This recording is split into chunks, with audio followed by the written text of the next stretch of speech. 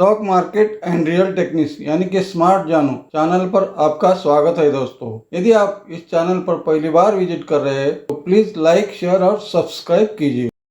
आइए दोस्तों, आज हम एक ऐसे कंपनी के बारे में जानने वाले हैं जिसका आईपीओ आने वाला है। हाँ दोस्तों, इस कंपनी का बहुत जल्द आईपीओ आने वाला है। ये कंपनी कौन सी है, उसके प्रमोटर कौन है, उसकी फाइनेंशियल कंडीशन कैसी है, आईपीओ का प्राइस बैंड क्या है, इस आईपीओ की लॉट साइज क्या है और इस आईपीओ की प्राइस क्या है, इसके बारे में हम अधिक जानकारी लेने वाले हैं तथा कंपनी के बारे में डिटेल जानकारी आपको इस वीडियो में मिल जाएगी। वीडियो आगे बढ़ाने से पहले एक रिक्वेस्ट करना चाहूँगा दोस्तों, यदि आप इस चैनल को पहली बार विजिट कर रहे हो या अब तक सब्सक्राइब नहीं किया है तो प्लीज सब्सक्राइब कीजिए ताकि इसी तरह की नई और महत्वपूर्ण जानकारी सर्वप्रथम आपको प्राप्त हो। तो आइए अब जानते हैं कंपनी के बारे में। इस कंपनी की शुरुआत 1991 में हुई है दोस्तों। Shyam SEL and power limited, जो कि 1991 में स्थापित हुई है। इसकी इनकॉर्पोरेटेड कंपनी है दोस्तों Shyam metallics and energy limited,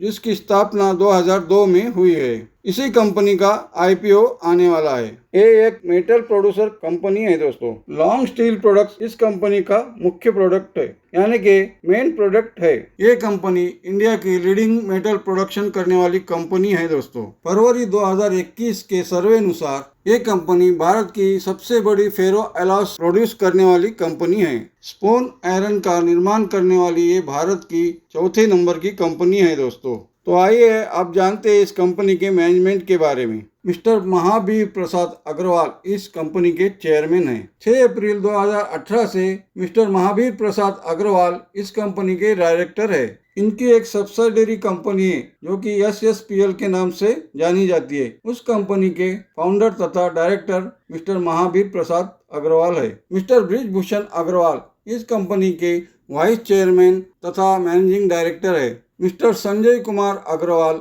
इस कंपनी के जॉइंट मैनेजिंग डायरेक्टर है। मिस्टर संजय कुमार अग्रवाल को 17 साल का अनुभव है दोस्तों।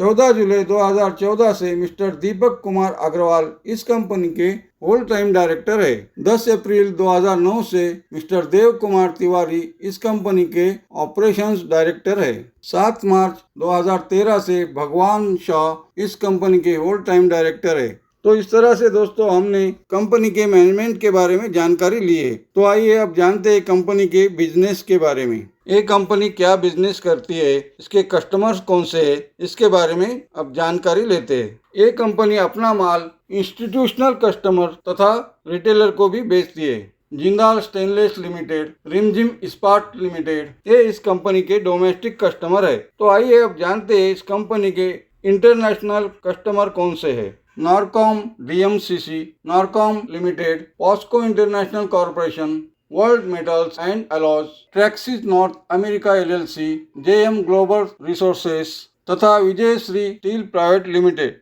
ये कस्टमर इस कंपनी के इंटरनेशनल कस्टमर है दोस्तों। इस कंपनी की 42 डिस्ट्रीब्यूटर्स के साथ पार्टनरशिप है तथा ये कंपनी 13 स्टेट और 1 केंद्र शासित प्रदेश में अपना कारोबार करती है। इस कंपनी के 3 मैन्युफैक्चरिंग प्लांट्स है। पहला प्लांट संबलपुर ओडिशा में है तथा वेस्ट बंगाल में 2 प्लांट है, जमुरिया एंड मंगलपुर में। 31 दिसंबर 2020 के अनुसार इस कंपनी की कैपेसिटी है 5.71 मिलियन टन्स, यानी कि हर साल ये कंपनी लगभग 6 मिलियन टन स्टील का प्रोडक्शन करती है। तो आइए अब जानते हैं कंपनी के फाइनेंशियल पोजीशन के बारे में। इस कंपनी की टोटल असेट देखी जाए तो 31 मार्च 2018 को इस कंपनी की असेट थी 34,706 मिलियन रुपीज तथा 31 मार्च 2019 को इस कंपनी की असेट है 40,524 मिलियन रुपीज। 31 मार्च 2020 के बारे में देखा जाए तो इस कंपनी के असेट है 52,037 मिलियन रुपीज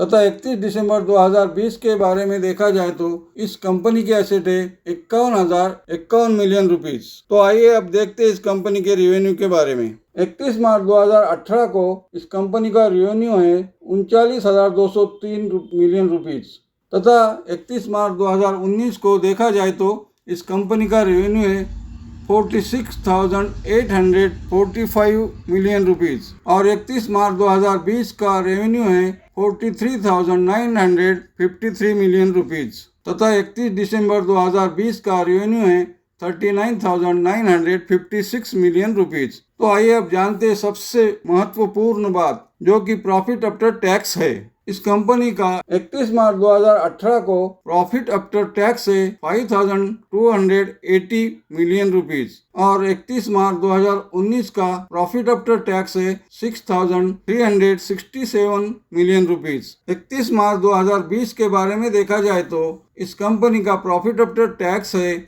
3,403 मिलियन रुपीज और 31 दिसंबर 2020 को इस कंपनी का प्रॉफिट आफ्टर टैक्स है 4,563 मिलियन रुपीज। इस कंपनी का ग्रोथ अच्छा है दोस्तों। सिर्फ 31 मार्च 2020 को इस कंपनी को प्रॉफिट कम हुआ है, यानी कि 2020 मार्च के 2020 में इस कंपनी को प्रॉफिट कम हुआ है। 2018 तथा 2019 में प्रॉफिट बढ़कर आया है। कंपनी की फाइनेंशियल पोजीशन तो अच्छी है दोस्तों। इस कंपनी का ग्रे मार्केट में आईपीओ भी बहुत जोर से चल रहा है। 100 से 130 रुपए प्रीमियम देकर इस कंपनी के शेयर्स खरीदी करने की इच्छा है लोगों की, फिर भी शेयर्स नहीं मिल रहे हैं। ये कंपनी 909 करोड़ रुपए का आईपीओ लाने वाली है, जो कि बहुत जल्दी आने वाला है। तो आइए आप जानते हैं आईपीओ के बारे में डिटेल जानकारी। 14 जून 2021 को इस आईपीओ की ओपनिंग होने वाली है दोस्त, यानी कि 14 जून से आप इस आईपीओ को खरीदी कर सकते हैं तथा 16 जून 2021 को इस आईपीओ की क्लोजिंग होने वाली है, यानी कि 16 जून को ये आईपीओ बंद होने वाला है। इसका मतलब 14, 15 और 16 जून ये 3 दिन आपके पास है ये आईपीओ में एंट्री करने के लिए। इस शेयर की फेस वैल्यू है 10 रुपए प्रति शेयर तथा आईपीओ प्राइस है 303 से लेके 306 रुपए प्रति शेयर। तो आइए अब जानते हैं फास्ट आईपीओ के डिटेल्स। आईपीओ ओपनिंग डेट है 14 जून, आईपीओ क्लोज डेट है 16 जून, शेयर अलॉटमेंट डेट है 21 जून की। जिन्हें इस आईपीओ में शेयर्स नहीं मिले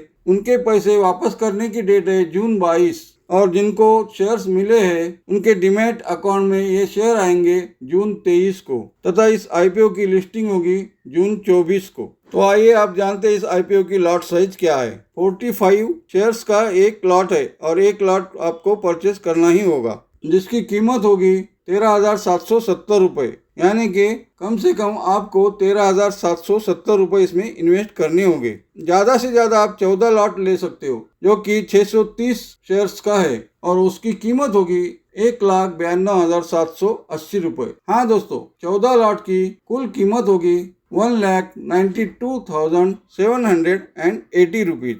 तो आइए आप जानते हैं इस कंपनी के प्रमोटर के पास कितने शेयर्स है, यानी कि शेयर्स होल्डिंग कितनी है। इस आईपीओ के पहले प्रमोटर के पास 100% शेयर्स है दोस्तों और आईपीओ के बाद प्रमोटर के पास 88.35% शेयर्स रहेंगे। तो दोस्तों आईपीओ के बारे में इतना बताना चाहूँगा कि कंपनी अच्छी है, प्राइस बैंड भी अच्छा है। कम से कम लिस्टिंग गेन के लिए इस आईपीओ को खरीदा जा सकता है। इस आईपीओ को अप्लाई करने में कोई हर्ज नहीं है। तो बेस्ट ऑफ लक दोस्तों, आईपीओ में अप्लाई कीजिए और मुनाफा बुक कीजिए। वैसे मेटल के दिन अभी अच्छे आ रहे हैं। आज ही मेटल स्टॉक में अच्छी बढ़त देखी गई है। अगर आगे भी मेटल स्टॉक अच्छे चले तो ये आईपीओ अच्छी तरह से लिस्ट हो सकता है, यानी बढ़त के साथ ये आईपीओ लिस्ट हो सकता है। तो इस तरह से दोस्तों हमने आज श्याम मेटालिक्स के आईपीओ के बारे में चर्चा की है। आगे भी हम इसी तरह कंपनी, शेयर्स, आईपीओ तथा मैनेजमेंट के बारे में आपको नई जानकारी देते रहेंगे। अगर हमारा वीडियो तथा जानकारी आपके इन्वेस्टमेंट के लिए अच्छी लगी तो प्लीज़ सब्सक्राइब कीजिए, ताकि इसी तरह की नई और महत्वपूर्ण जानकारी सर्वप्रथम आपको प्राप्त हो। धन्यवाद।